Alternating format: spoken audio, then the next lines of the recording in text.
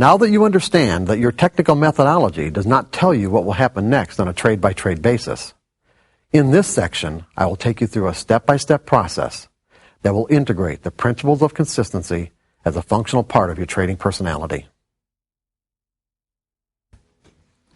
Up to this point, we've talked about how we get into this mindset, about resolving to think in certain ways, but this is learning how to disconnect. In other words, learning how to circumvent that natural mechanism in our mind that automatically connects things, connects similar events, this now moment opportunity, this now moment event with something that's in our mind as a memory. If there's enough, if there's enough similarity there, it'll tap us into a state of mind that's identical to our memories, as opposed to what might be available in the now moment, which may be very different than what we think that it is. I mean, that's where we have relationship problems, communication problems. It's like this connect mechanism really does cause us a lot of problems. It really does, because in many cases, a lot of the pain and heartache that we feel in our lives is not connected at all with what's really happening in that moment, but you wouldn't be able to convince ourselves, or no one would be able to convince us, or wouldn't be able to convince ourselves that what we weren't experiencing in that moment wasn't real, because what we were experiencing was the energy. It was the fear, the confidence, the dissatisfaction, the betrayal. The energy of it is real, that you can't say this is not what's happening.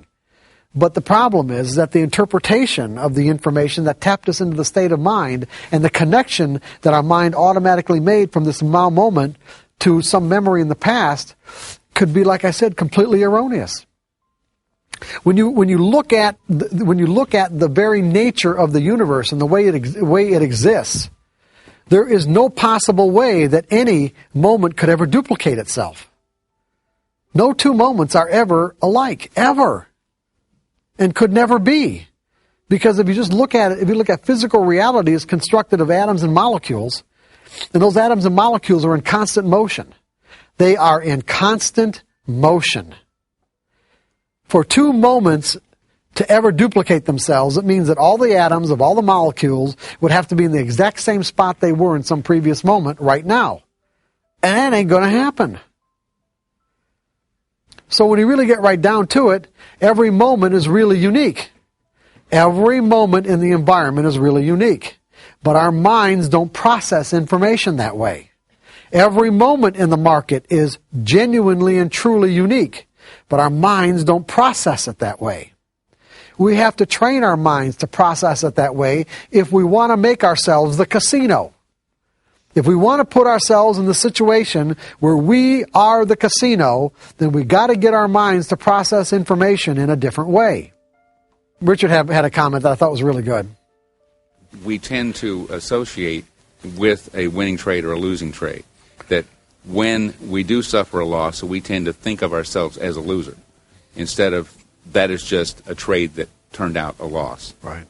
And when we do get a winning trade, we think, well, I'm a winner.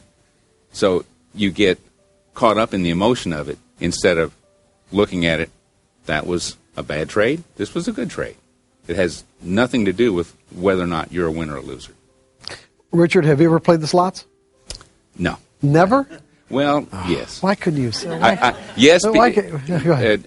Not anymore, because I understand... I didn't say, no. Did I say, have you ever played the slots? Yes, sir. Okay. When the tumblers didn't come up with any kind of a jackpot, did you think of yourself as a loser? No. Why? Because I know that the slot machine is rigged against me.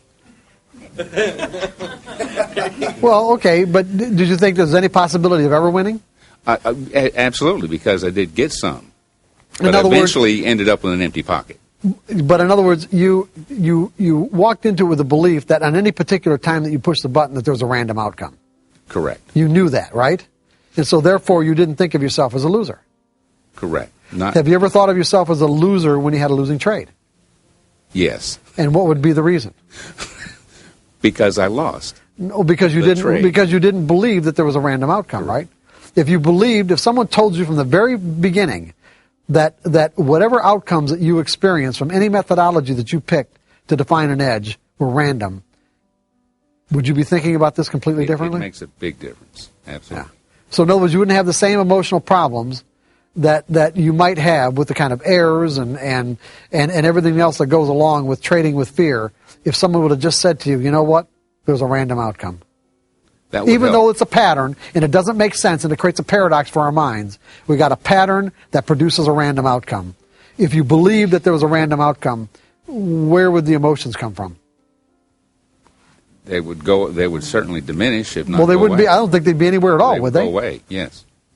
No, I'm saying if you just right from the very start, what would you have to associate with? If it's a random outcome, then you know that you're not wrong, right? Correct. So there wouldn't be anything to associate the outcome with any kind of interpretation that could end up causing you to feel some sort of emotional pain.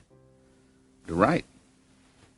All we're trying to do is get to that place now. Even though you've had all this backlog of experience telling you otherwise, that's where we want to get to. How are we going to get there? We're going to create an exercise. Remember the 5-mile rule? Okay, we're going to do the 5-mile rule in a trading exercise. Why are we going to do the exercise? You remember, we have to have clarity of intent. What is our desire? Our desire is to become a consistently successful trader, one where I can generate an income I can rely on. Okay? And so we are going to actually trade for a new reason. We're going to stay focused in the process of trading as opposed to the outcome. The typical trader is obsessed with the outcome of a trade. The professional trader is focused in the process of trading and letting the outcomes take care of themselves.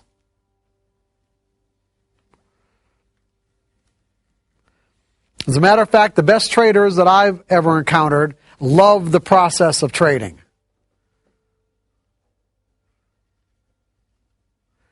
The typical trader, on the other hand, either has no awareness of the actual process of trading or really doesn't like the process of trading, but they're addicted to or obsessed with the outcome.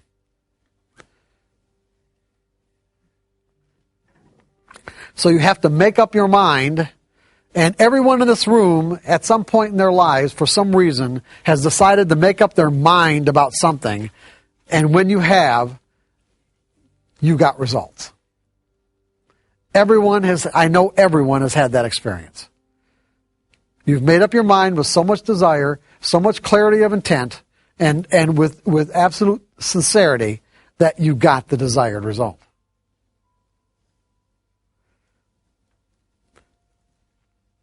So I'm saying that if you make up your mind to trade for a new reason, the reason is the acquisition of skills as opposed to the outcome or how much money you're making, you will acquire those skills, and then you'll find that the outcomes just take care of themselves. If you've paper traded or tested your methodology to the point where you have confidence that you have something that can generate consistent results, then you can do this exercise. If you haven't, then you're going to have to do that first. You're going to have to plan your trades. In other words, you're going to have to take your methodology and determine a given set of rigid variables, because what we're going to do is set up a trading exercise with just a simple 25 trade or 20 trade sample size. In other words, what you're going to say is that I am willing to invest in the development of these skills, the skill of learning to trade without fear, learning to think in probabilities. Because when you learn to think in probabilities, the fear will go away. And so what I essentially have to do is convince myself. I have to purposefully step into an experience where I am convinced, where I literally convince myself that these principles are true. Now, they sound true to you. They might resonate as the truth. But you have to keep in mind that you might have a backlog of any number of experiences that would support beliefs that would argue otherwise. Because I could say to you that if I set up or you set up an exercise where you said, okay, I've got a particular set of variables that when they appear in the market, that is my edge, and that my edge will produce, let's say, even 60% winning trades, and you don't even have to have 60%. You can have 50% and still make consistent money, as long as what you have to risk to find out if it works is, a third or a half of what you normally get when the trade does work in terms of profits. But if we set this exercise up so that there's no wiggle room, there is no wiggle room.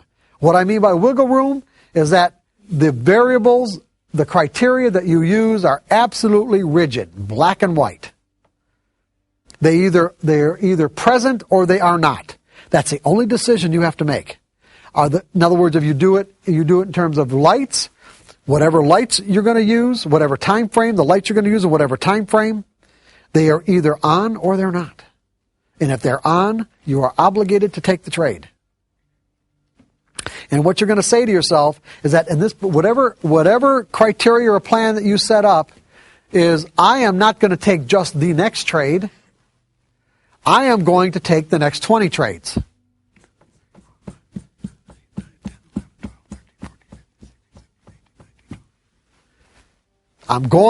You are committing yourself to taking the next 20 trades of the occurrence of your edge. You will know in advance, based on testing and paper trading, exactly the optimum amount that you have to risk. In other words, what your risk is on each trade, and it's not going to be a varied amount. It's going to be a specific amount, whether it's in terms of dollars or distance. It will be a specific amount so that you know exactly how much each trade is going to potentially could cost you. And it should really be set up as a rigid profit potential too. In other words, I don't want you making subjective decisions as to about how far you're going to let the market go in your favor. So if you can get a set of variables, well, let's say you even 2 to 1 or even 1.5 to 1, 1.5 to 1, meaning that if I have to risk 1 point of something, even if it's, let's say in stocks, if I have to risk $1 to make that my particular set of variables, my entry variables, will get me into a trade where if I risk $1, I'll get $2 60% of the time or 50% of the time. Then that's what you do. You do 2 to 1. There are trading methodologies that can be even the opposite. You can even go 2 to 1 here, meaning you can risk 2 to get 1. But in these cases, the trade has to be 80 or 90% correct. You can do it any percentage as you want, as long as it is fixed. There is no wiggle room. There is no subjective decision making whatsoever. Am I really clear about this? There is no subjective decision making whatsoever. Go ahead. The big things in expectancy or in trading with risk-reward ratio is you don't know which trade is going to be the winning trade. Correct. And typically you try to let your winning trade get stopped out on your winning trades. But what you're saying to us for this exercise is that we take a fixed stop. I understand the fixed risk, but a fixed, essential profit stop. You know what? If you can set it up as a trailing stop, if you can set your trailing stops up where you're not making any kind of subjective decision, you can do that too.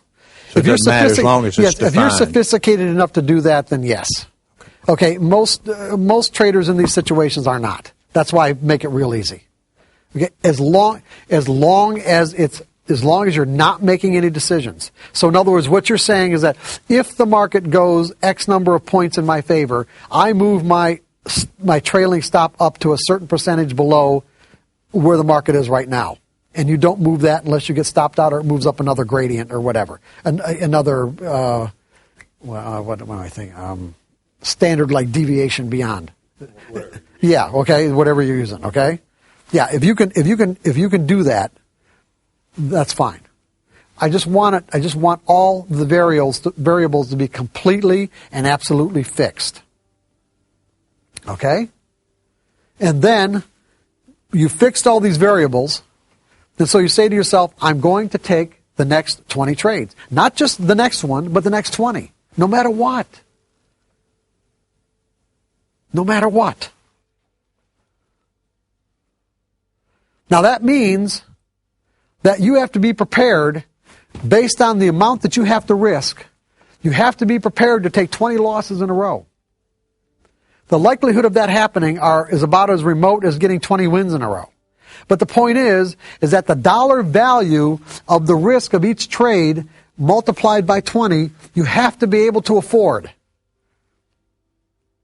So you've got to set it up that way. You've got to set it up so that you can afford the dollar value of the risk of taking 20 losing trades in a row. Because what you're saying to yourself, if taking the risk, if taking the 20 trades in a row, losing 20 trades in a row based on the amount of shares that you trade. So for an example, if the standard amount of shares that you trade would say that, if I had lost 20 trades in a row based on how much I've got to risk, it's going to be $5,000. You say to yourself, you know what, I don't want to spend $5,000 on this. Then don't. But say, I'm truly willing to spend, let's say, $1,000. Then set it up where the amount of contracts or shares that you trade correspond to adding each one up where it comes up to $1,000. Even if it means just trading 10 shares at a time. Go down to a level where you're completely comfortable with the dollar value. You have to be completely comfortable. And then, when you get an occurrence of your edge, put the trade on and see what happens. And if it turns out to be a winner, you think, oh, hey, yeah, Mark Douglas, hey, good, hey, this is all right, okay? Yeah. So this one turns out to be a winner, and maybe this one turns out to be a winner. And maybe, well, this one's a loser. You think, okay, I can handle that. And this one's a loser? Uh-oh, and this one's a loser. Now we've got 3 losers in a row. I have rarely met a trader who doesn't have a problem with the next trade after 3 losers in a row.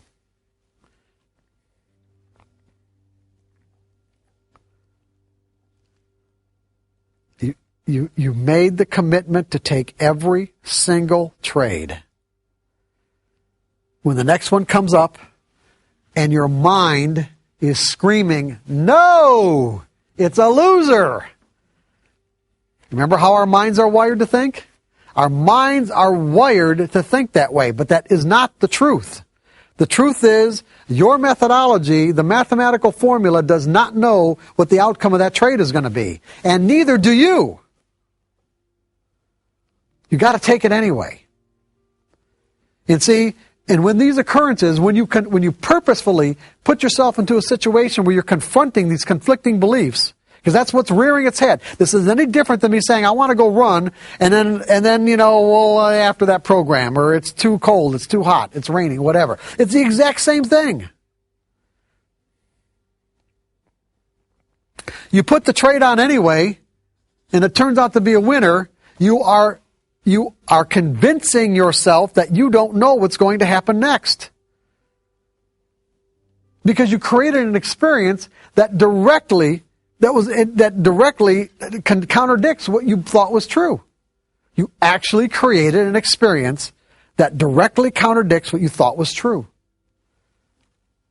And the more of these you run into, and the more times you do it, all of a sudden, you're not thinking the old way anymore. You are truly and genuinely learning how to think in probabilities. You are integrating thinking in probabilities as a core part of your trading personality. You may understand the nature of probabilities, but now you're being able to function from a probabilistic perspective. Because what you're going to do is you're going to do this exercise until you can do it flawlessly. You are going to do this exercise, and you do the first one, and if you don't execute your trades completely flawlessly, then do it again. Now, at the end of a sample size, if you don't like the outcome, if you don't like the results, meaning the amount of money that you made, or even lost for that matter, because that's possible, you don't like the bottom line, you can tweak your variables. You just can't do it in the middle of a sample size. If you want to change your variables at the end of a sample size, you're free to do it. You cannot do it in the middle of one. Cannot. Absolutely cannot.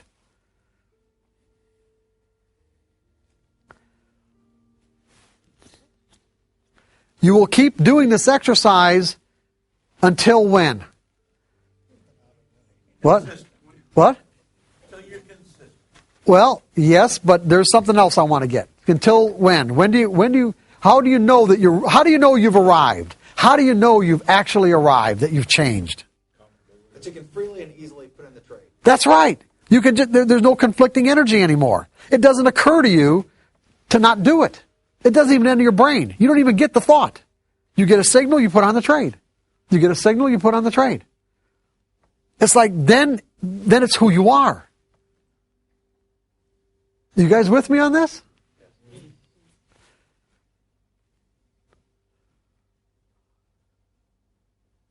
You managed to actually work through all that conflicting energy, and you've changed.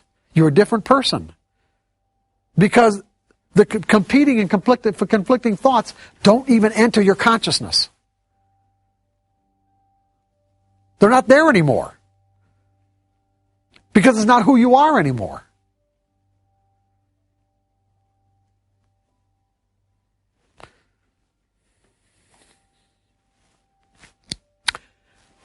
Any questions about this? Is this making sense to everybody?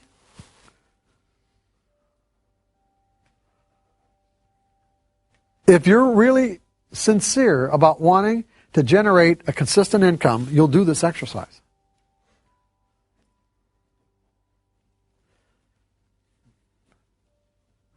And if you're not, you won't. And you might not be ready to, and that's all right. Whenever you're ready, you'll do it.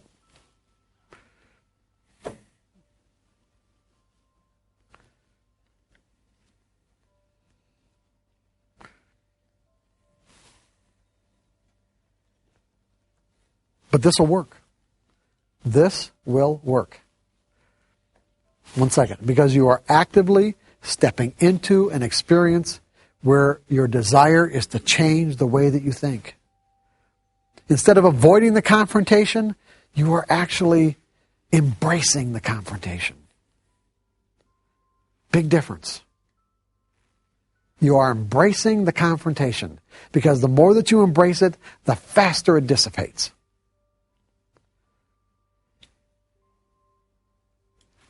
Go ahead. Can you speak a little bit about going from paper trading to real money? I know there's a difference, and you would say you were trying a new strategy or something that you were tweaking. You would do paper first, and what would you consider it? I mean, if you would you look at each trade, and if you executed it flawlessly, and you say you generated money, and then you went to real money. How would you decide, I guess, if you lost money, to answer my own question here, in other words, what would you expect the transition to be? Well, it's going to depend on the individual. One, you're always going to want a paper trade. If you've got a new set of variables that you're working with, you're always going to want to paper trade it to the point where you're confident that you can get good results. That doesn't mean that you can execute good results. It means that the potential is there. You want to know the potential is there, correct? Once you know that the potential is there, then you move. See, the paper trading part is only to find out what variables in the market work in relationship to, like market movement in relationship to the formula, okay? Now we're working on our brain, okay? That's the first step. The second step is that do I think in a way that's consistent that I can extract the maximum potential out of the methodology? That means executing flawlessly. So what you do is you set this exercise up in a way that what'll dictate it is how much you're comfortable with how much you're comfortable with the dollar amount of losing every single trade. That's how you know how to set it up. That's really key. It really is. It means that if you have to trade one share, then if that's all you're comfortable with losing based on the dollar value of how much you have to risk on each trade. That's based on your analysis, by the way. Then do it. And then when you can execute one share flawlessly over a sample size or one or two sample sizes, then go to 10 shares and see how you do. And if you can't do 10 shares comfortably and flawlessly, go back to 5. You're just building skills. If you get your mind out of the money, out of the outcome part, and focus on building the skills, once those skills are there, you're going to make all the money you want.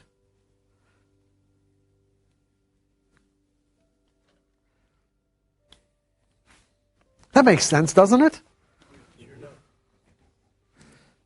Do this exercise and you won't believe how things will change until you actually change, and it'll be amazing. Do the exercise. So does anybody else have any questions about how to set this exercise up? How long are you going to do the exercise? If you set it up and do it, how long are you going to do it?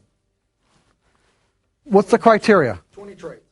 I understand. How many 20 trade sample size or 25 trade sample size exercises are you going to do? That's right. Till there's no conflicting and competing thoughts. Until you can do it flawlessly. Until you can do it. Until it's like just a part of who you are. It wouldn't occur to you not to do anything other than what your rules say. It just wouldn't even occur to you. It doesn't even enter your brain.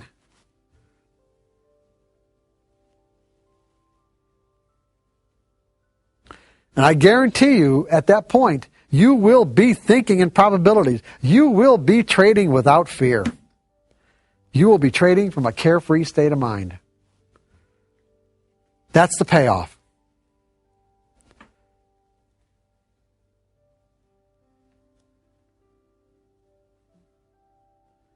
You'll be thinking like a pro.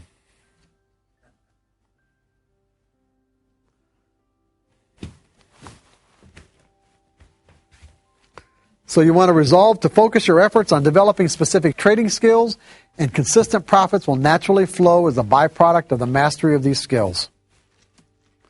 The most successful traders love the process of trading, whereas a typical trader usually ignores the process because he's obsessively focused on the outcome.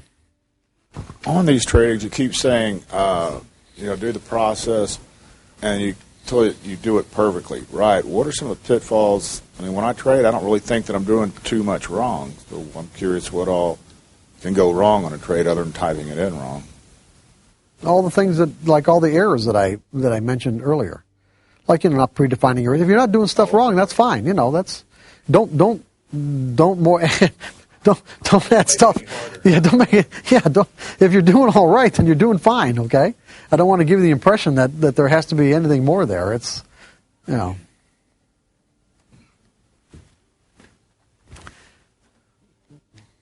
Okay, resolve to commit the 5 fundamental truths about the nature of trading as core beliefs of your trading personality.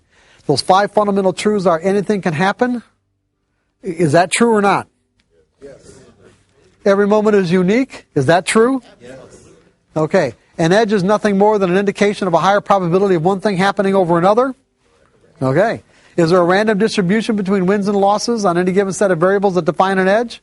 Yes, absolutely. Do we need to know what's going to happen next to produce a consistent income? No. You see, so if you find yourself, as you're doing this exercise, with conflicting and competing thoughts, pay attention to what you're thinking. Pay attention to what you're about to do as a result of what you're thinking, and then refocus on what you want to believe. I want to believe that anything can happen, that there's a random distribution that I don't need to know, and just stay focused on these particular beliefs, and do the best you can, and keep on doing it until it just becomes a part of who you are. Sounds like a meditation. It's right. You're absolutely right. It's like a meditation. That's right, your mantra. Put them up on your wall or by your computer screen. Because they're all true.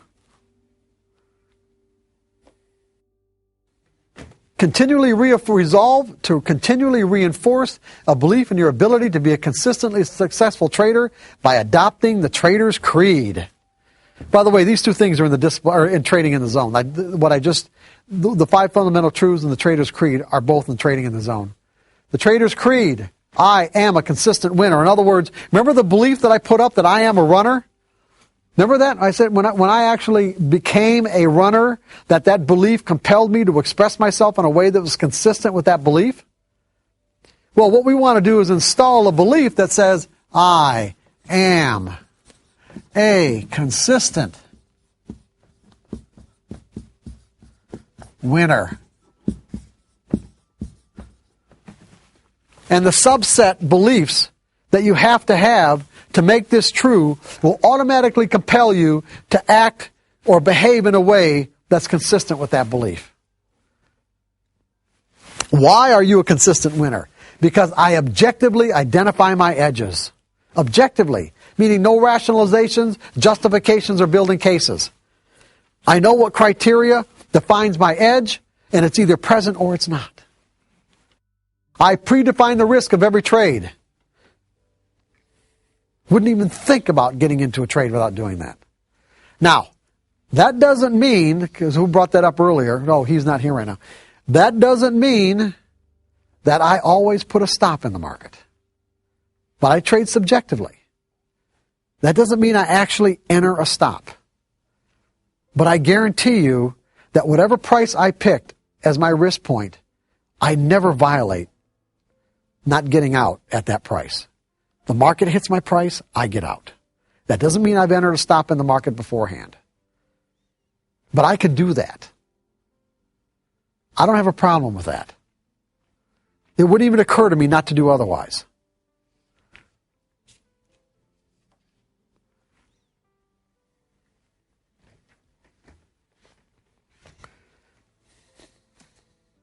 I'm a consistent winner because I completely accept the risk, or I'm willing to scale back or let go of the edge. Meaning I'm completely free of conflict about the amount of money I'm willing to spend to find out if this trade is going to work. If you're not completely sure, or let's say completely without conflict about the amount of money that it could take to find out if this trade is going to work, then scale back to a level that you're comfortable. But the important thing is participate. Even if you have to scale back again to, like I said, one share, at least you're participating at a level where you've got some money at risk.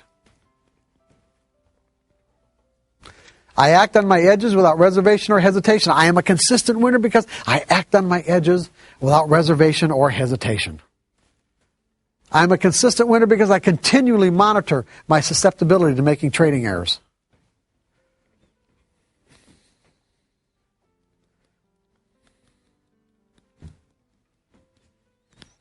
And how do I do that? I keep journals.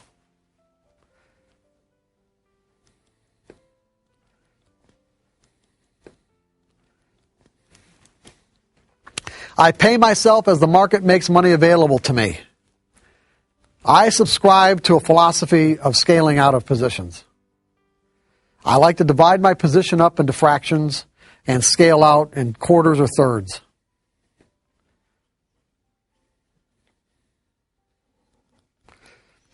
That way I'm continually making myself a winner.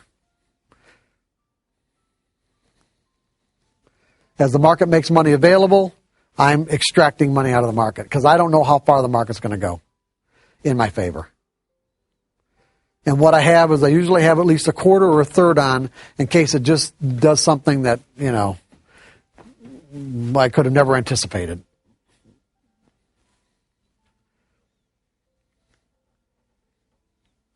And by the time I've got just the last third on or last quarter on anyway, I've got a trailing stop, or at least a place in my mind where I get out if it retraces back to my not far beyond my entry point anyway from that point on.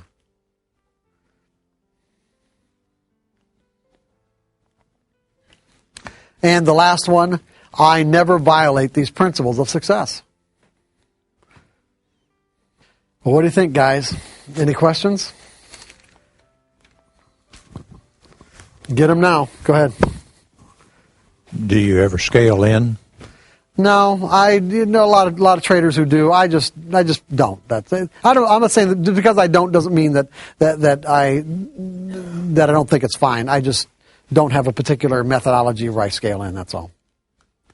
I get in all at once.